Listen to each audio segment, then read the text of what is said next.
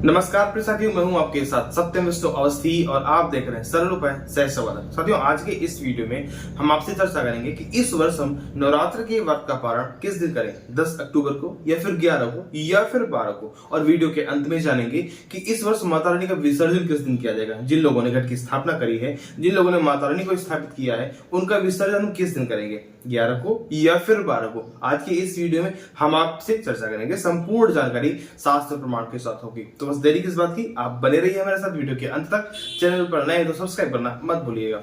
चलिए साथियों, वीडियो को प्रारंभ करते हैं। देखिए साथियों, व्रत के पारण के लिए अधिकतर संशय रहता ही है। कुछ लोग अष्टमी को कहते हैं, कुछ लोग नवमी को व्रत के पारण की बात करते हैं, तो कुछ लोग दसवीं को लेकर के कंफ्यूज रहते हैं। आखिरकार क्या है सत्यता, इस पर हमने आपको एक वीडियो दे रखा है, बहुत वायरल हुआ है और उस पर हमने एक नहीं दो नहीं बल्कि कई प्रमाण दिए हैं। आप जाकर के वो वीडियो देख सकते हैं, आपका संशय निश्चित रूप से दूर हो जाएगा। वीडियो का लिंक आपको डिस्क्रिप्शन में दे देंगे। देखिए साथियों, व्रत के पारण की बात शास्त्र में बिल्कुल विधि विधान से बताई गई है और ये भी बताया गया है कि हमें व्रत का पारण किस तिथि को करना चाहिए। कोई संशय ही नहीं है, लेकिन लोग पढ़ते नहीं है, समझते नहीं है। देखिए साथियों, सबसे पहला प्रमाण है जो ब्रह्म पुराण से लिया गया, जिसमें बताया गया है दशमी मिश्रिता यत्र पारणे नवमी भवेत् दुख दारिद्र्य जागेया तथा व्रत विनाशिनी। इस प्रमाण में आपको बताया गया दशमी मिश्रिता यत्र पारणे नवमी भवेत्, आपको व्रत का पारण जो है, नवरात्रि के व्रत का पारण नवमी तिथि को ही करना चाहिए। यहाँ तक कि दशमी मिश्रित नवमी को भी नहीं करना चाहिए, सिर्फ नवमी तिथि जिस दिन मिले उस दिन आपको इस व्रत का पारण करना चाहिए। यदि आप ऐसा नहीं करते तो क्या बताया गया, दुख दारिद्र्य जागेया तथा व्रत विनाशिनी। तो यदि आप नवमी को पारण नहीं करते हैं, दशमी को कर लेते हैं, तो दुख दारिद्र्य जागेया, दुख और दारिद्र्य देने वाले होते हैं ये व्रत। और उसके बाद में तथा व्रत विनाशिनी, और इस व्रत का कोई भी फल आपको प्राप्त नहीं होता है। वो संपूर्ण जो व्रत है वो नष्ट हो जाता है। व्रत विनाशिनी, ऐसा करने से वो आपका नष्ट हो जाता है जो किया हुआ व्रत होता है। तो आपको समझ में आ गया कि पारण आपको नवमी तिथि को ही करना चाहिए। इसके अलावा एक प्रमाण और मिलता है, आइए वो भी देख लेते हैं।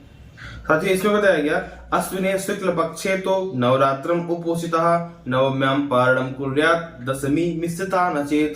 इस प्रमाण में भी आपको बताया गया कि नवरात्र के व्रत का पारण में सिर्फ और सिर्फ नवमी तिथि को ही करना चाहिए, दशमी को बिल्कुल भी नहीं करना चाहिए।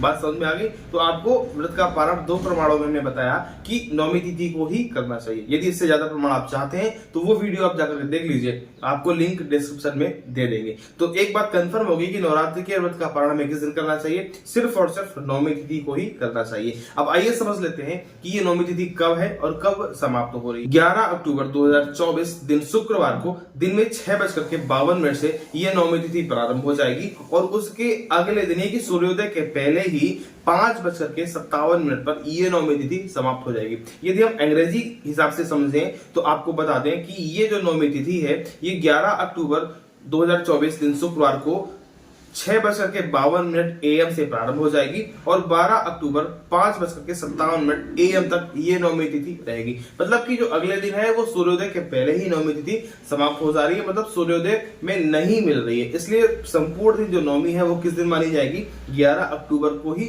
मानी जाएगी। तो एक बात आपको कंफर्म हो गई कि नवरात्रि के व्रत का पारण आपको किस दिन करना चाहिए, सिर्फ और सिर्फ 11 अक्टूबर को ही करना चाहिए। यदि आपकी कोई पारिवारिक परंपरा है अष्टमी तिथि को व्रत के पारण करने की, वो भी इसी दिन मिल रही है, 11 अक्टूबर को ही नवमी और अष्टमी दोनों चीजें पड़ रही हैं, तो आपको 11 अक्टूबर को ही इस वर्ष में नवरात्र के व्रत का पारण करना चाहिए। अब आइए समझ लेते हैं कि नवरात्र में माता रानी का विसर्जन हम किस दिन करेंगे। तो देखिए साथियों, विसर्जन की बात हमेशा दशमी को ही की जाती है, क्योंकि शास्त्रकार कहते हैं दशम्याम देवी विसर्जयेत्। सबसे पहले आपको विधि विधान से पूजन अर्चन करना चाहिए उनका, और फिर उनको बड़े प्रेम और पुनरागमनाय की आस्था और श्रद्धा के साथ में भावना से उनको विदा करना चाहिए कि आप अगले वर्ष फिर से हमारे यहाँ आए। इस भावना से उनको विदा करना चाहिए, विसर्जित करना चाहिए। कब करना चाहिए, दशम्याम देवी विसर्जयेत्, दसवीं तिथि को ही माता रानी का विसर्जन करना चाहिए। अब आइए समझ लेते हैं कि ये दसवीं तिथि कब से प्रारंभ हो रही है। तो देखिए साथियों, दसवीं तिथि जो है 12 अक्टूबर को सूर्योदय से पहले 5:57 से प्रारंभ हो जाएगी और 12 अक्टूबर को ही रात्रि से 4:19 तक